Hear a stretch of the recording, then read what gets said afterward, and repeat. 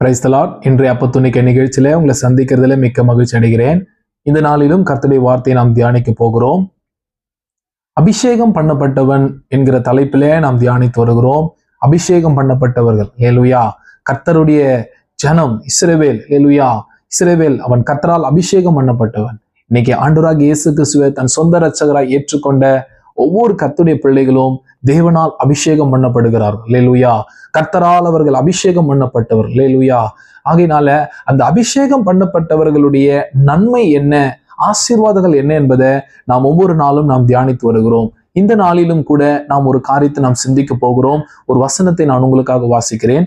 சங்கீதம் 89 அங்க 20வது வசனத்தையும் 21வது வசனத்தையும் நான் உங்களுக்காக வாசிக்கிறேன்.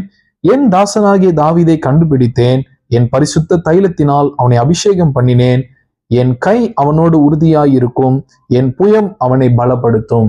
என் கை அவனோடு உறுதியாயிருக்கும், என் புயம் அவனை பலப்படுத்தும். அல்லேலூயா. தாவீது கர்த்தரால் அபிஷேகம் பண்ணப்பட்டவர். அவரை குறித்து வேதம் சொல்லும் பொழுது சொல்லப்பட்டிருக்குது பாருங்க. என் கை அவனோடு உறுதியாயிருக்கும். அல்லேலூயா.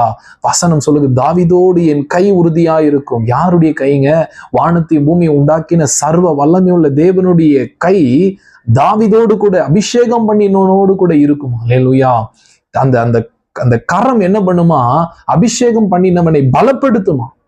நீங்க பலம் இழந்து போகும் பொழுது, யாருமே என்னை பலப்படுத்த இல்லையே சொல்லி நீங்க சோர்ந்து போகாதீங்க. அல்லேலூயா. கர்த்தரால் அபிஷேகம் பண்ணப்பட்ட உங்களுக்கு ஒரு கரம் எப்போதும் உங்க கூட உறுதியா இருக்கும். அல்லேலூயா.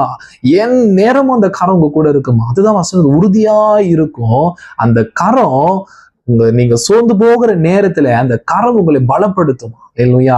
இந்த கரம் அப்படின்னா என்ன கேட்டீங்கன்னா, கர்த்தருடைய கரம் என்றால் பரிசுத்த ஆவியை குறிக்கிறது. அல்லேலூயா. பரிசுத்த ஆவியானவர் தான் அந்த கரம். அல்லேலூயா.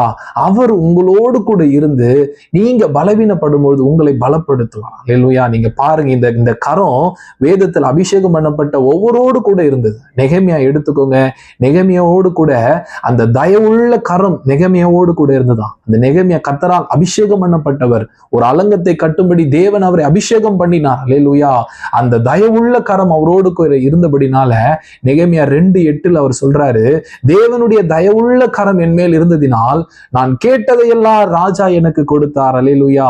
ராஜா எனக்கு கொடுத்தார். பாருங்க, இவர் அலங்கத்தை கட்ட தேவன் இவர் அபிஷேகம் பண்ணினதுனால அலங்கத்தை கட்ட தேவையான எல்லா விதமான பொருட்களையும், அரசாங்க அதிகாரத்தையும், பொன்னையும் தங்கத்தையும், அல்லேலூயா, அவர்களுக்கு வழியில பாதுகாக்க காவலர்கள், இப்படி எல்லா உதவிகளையும் ராஜா இந்த நெகேமியாக்கு கட்டளையிட்டான். அல்லேலூயா.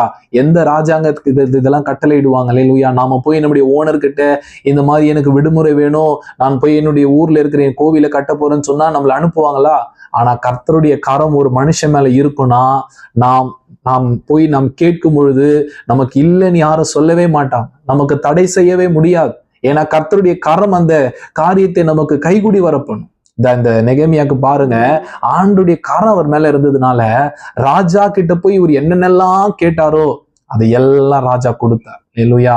இன்னைக்கு நீங்க கூட போய் கேட்கிற இடங்கள்ல கர்த்தருடைய ஊழியத்திற்காக, வேலைக்காக, ஆண்டுடைய ராஜ்யத்துக்காக நீங்க போய் சில மனிதர்களிடத்துல போய் நீங்க சில காரியங்களுக்காக நிற்கும் பொழுது அவங்க உங்களுக்கு இல்லைன்னு சொல்லவே முடியாது. அல்லேலூயா. காரணம், ஆண்டருடைய கரம் உங்களோடு கூட இருக்குது. அல்லேலூயா. கர்த்தருடைய ஊழியர்களா இருக்கிற உங்களுக்கு நீங்க எந்த மனுஷ தயவு உங்களுக்கு வேணாம். ஆண்டருடைய கரம் உங்களோடு கூட இருக்குது. அல்லேலூயா. தேவன் என்ன உங்களுக்கு சொல்றாரோ அதை செய்யுங்க.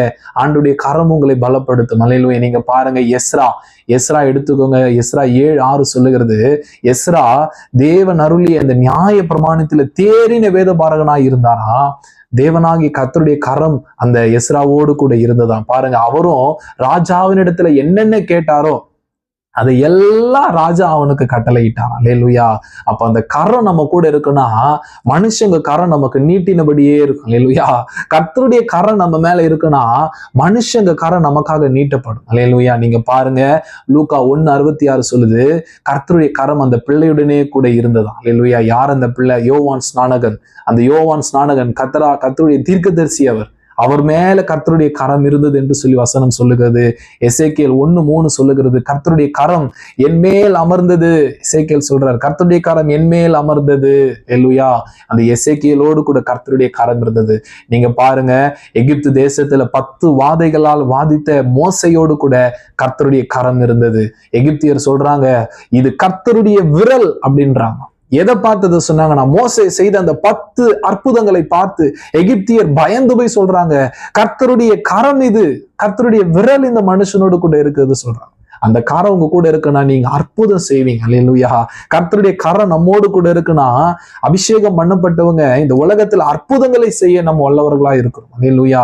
இயேசு கிறிஸ்து சொல்றாரு பாருங்க, நீங்க எப்படி இந்த பிசாசை துரத்துறீங்க சதுசேயர் இடத்துல கேட்கும் போது அவர் சொல்றாரு, நான் தேவனுடைய விரலினால் அதை செய்கிறேன். அல்லேலூயா.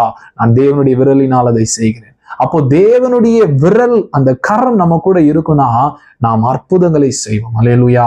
ஆண்டுடைய கரம் உங்களோடு கூட இருக்கிறது. அது உங்களை பலப்படுத்தும். அது உங்க கூட உறுதியா இருக்கும். கர்த்தர் தாமே உங்களை ஆசீர்வதிப்பாராக. ஆமென்.